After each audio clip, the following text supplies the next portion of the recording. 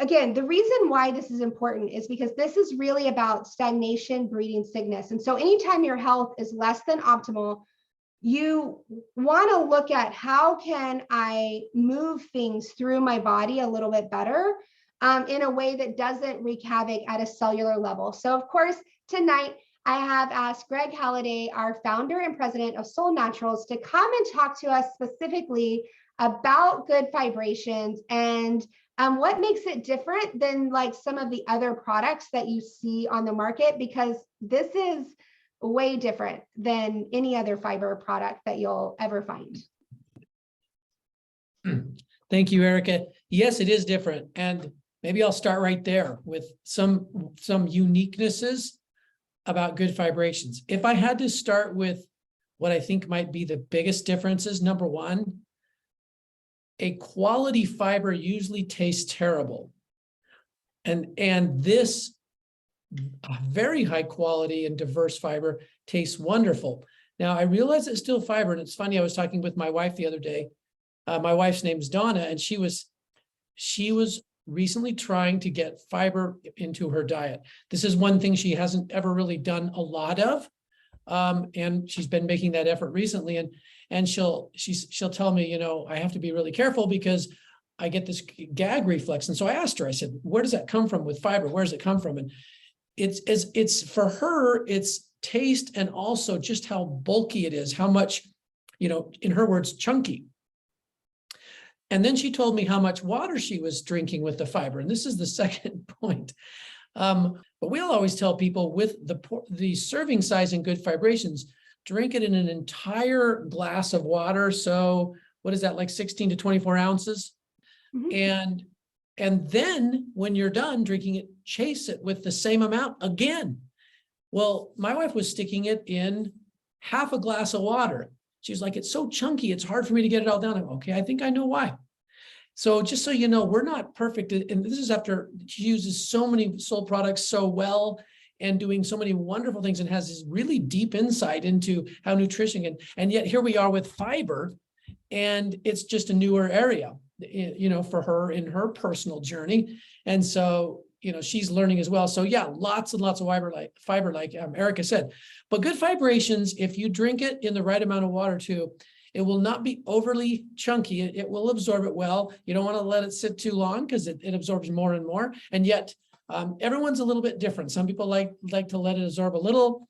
I tend to mix it and drink it down. I don't let it sit at all. But it is a very good quality fiber. It has the pear and ginger, which contribute to the flavor, are also full ingredients for therapeutic value as well. That's another difference. We don't add anything that is just purely masking or flavor.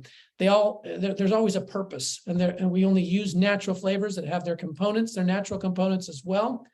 And did you know that pear is very often considered the most hypoallergenic fruit of all fruits? That's the data kind of shows that fewest people by far have any kind of a problem with pear. And yet it's this wonderful astringent, and part of the learning that, and just as I was thinking about Erica's teaching, things that help tonify our system in general throughout all the organs and digestive system, along with nourishing the mucus and those protective layers, they provide a big boost in our balance and our health and our body's ability to empty out the tanks and do the detoxing that is necessary every day.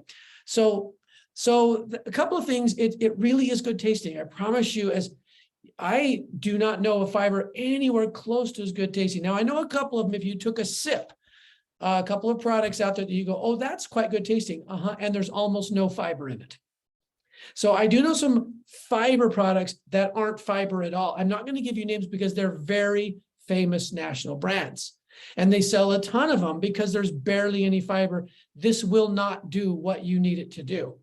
Unless you just want to feel good, like that you're doing something. But if you really want it to do the thing, it won't do it. So so just a couple of those, just a couple of comments in general. The GoodFibrations, if you don't mind, I'll just tell you a couple things about the ingredients to kind of dive a little deeper into what's different about it. First of all, it does have a blend of a number of soluble fibers and also multiple mesh sizes of insoluble fibers. We obviously need both. We need the soluble fibers because they do so much with the way our fats are in our blood, the way sugars in leveling out how sugar gets to cells instead of in a big romp, gets there in a steady stream and is much kinder on our pancreas and helps metabolism, but also attaching to fats, attaching to all sorts of toxins. And Erica already alluded to this. These fibers, both the soluble and insoluble, play an absolutely vital role in proper clarifying, both mental and physical. And that's why we need both of them. We actually need the soluble to actually dissolve and play their role in the liquids. And we got to drink plenty of water if we're going to have that be successful. And secondly, the insoluble to scour and clean, because as Erica taught in one of the past classes, if you go look into the intestine, you have all these folds, and then you have on top of them, I always, the mental image I have on the inside of the intestine is like a mountain range. You have the mountains, and then you have these villi, the pine trees on the mountains, and then you have the microvilli, the needles on the pine tree. Like, I don't know why. That always kind of stuck in my brain. Think about how many places something can get lodged when you're not moving, like Erica said. And so many of us just don't. And if you're eating things that tend to clump, that don't digest well, that are chemicals and toxins that, combine or not to even mention things that have their own live processes in there that create shells and barriers, et cetera, parasites. We could go on. So the insoluble fiber to get in there and move and push through, because they provide bulk. The water gets in there if we drink enough water, and now there's something to push against all these different folds and clean us out.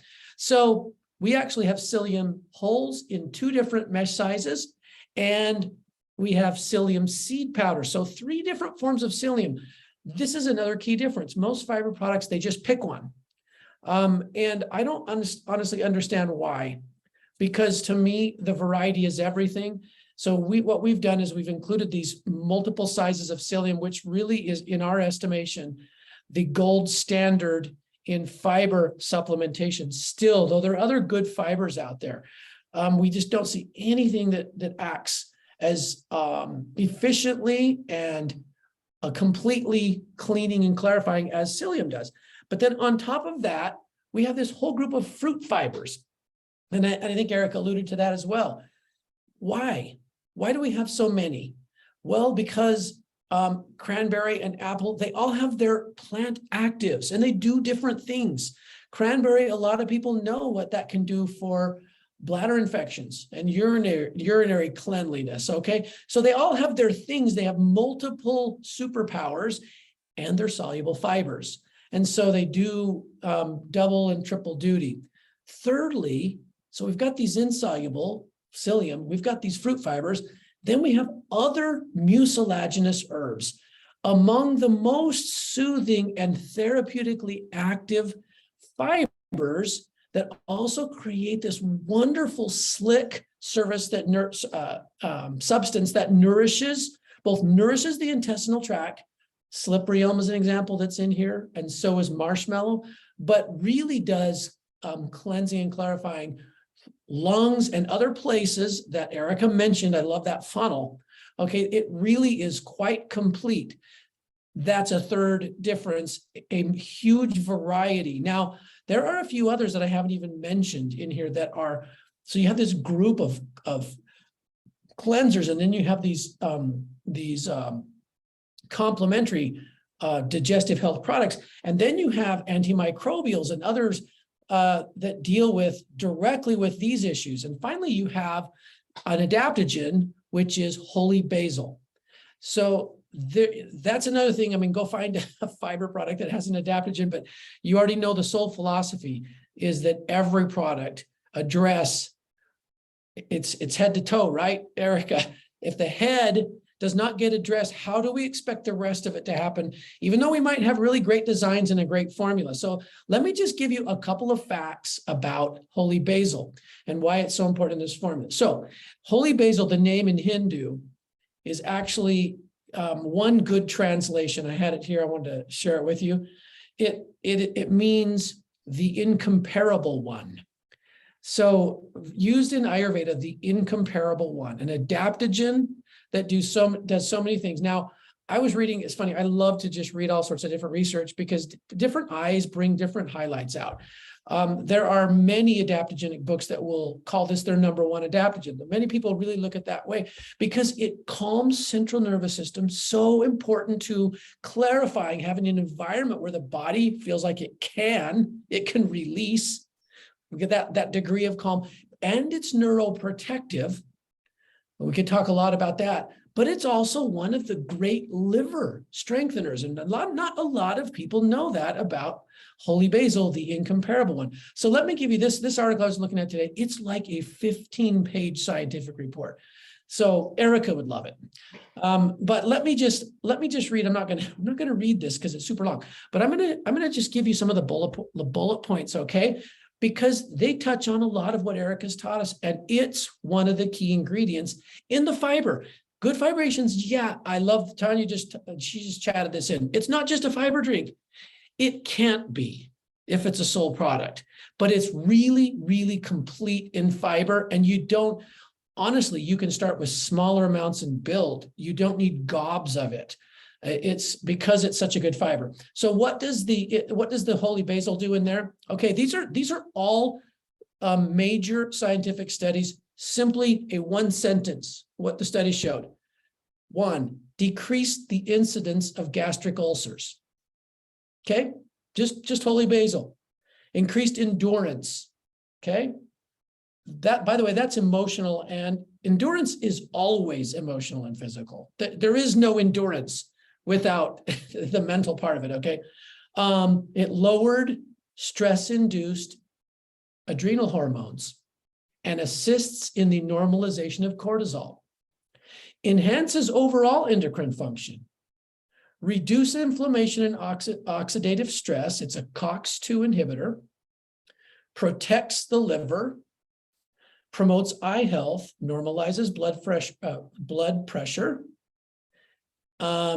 Inhibits platelet aggregation in the blood, and it's a profound anti-atherogenic product. Balances blood sugar and insulin metabolism, anti-abnormal cells, and protects against radiation and chemo damage. A whole study on that with holy basil. Another study on anti-inflammatory and COX-2 expression. Supports nicotine withdrawal. No, a whole study on that. Think about cleansing, clarifying. There's a lot to clarify from. Elevates mood and spirit. Okay, I'm not going to keep going. I won't keep going. Let me just say one last thing on this. Dr. Allison once did a whole Zoom call, and I've got the slides for it still. And sometime in the future, if you want them, okay, on the fiber blend and something else that Erica highlighted tonight. The overabundance of estrogen and the problems with too much estrogen, and how fiber itself is a huge, simple tool in the whole aspect, all these different aspects and ramifications of health imbalance that come from too much estrogen. And it's actually super fascinating, and simply just provides detail to what you already said tonight. So fiber is an easy answer, and it's way too easily dismissed because it's just too easy. But it shouldn't be. And so I'm super glad that Erica asked me to highlight it tonight. It's one of the most important products, and honestly, one of them that I'm most proud of, because fiber is hard to take, and it tends to be overly simplistic, and this one is different. That's why we called it Good Fibrations. I love it. I love learning all about Good Fibrations. And yeah, it's so different. I'll tell y'all, I actually, I started on Solle products. I'm coming up on 5 years. December 1st, 2017 was when I made my first order. And because it was wintertime, I actually was not I wanted to try the Good Vibrations because I wanted to compare it to other fibers that I had been on. But I wasn't sure that I was going to be a fan because I am one of those people that texture is really a big thing to me. And I was actually surprised. Now, I did have to put enough water with it. I'll tell you, if you put it in a very little bit of water and you let it sit, you can actually eat it with a spoon. So like if pudding is your thing, you could do it that way. But what I discovered at that time was I love Good Vibrations with cinnamate. And because when you put those together, it tastes like dessert, like it's like a pie, right? And so it's super delicious. And when I say that, it was cinnamate hot, but it was a lot. It was a lot of water, and I was still taking it that way. So that was actually one of my first ways that I took it for a long time. Now I just take Good Vibrations every single morning, just as part of my regular morning routine. And I use it in a shaker cup. So I do the whole shaker cup with water and the whole shaker cup with water and Good Vibrations. So that's the way I do mine. So I guess I'm getting about 40 ounces of water there. So super good. I love Good Vibrations. I know a lot of people who have had great results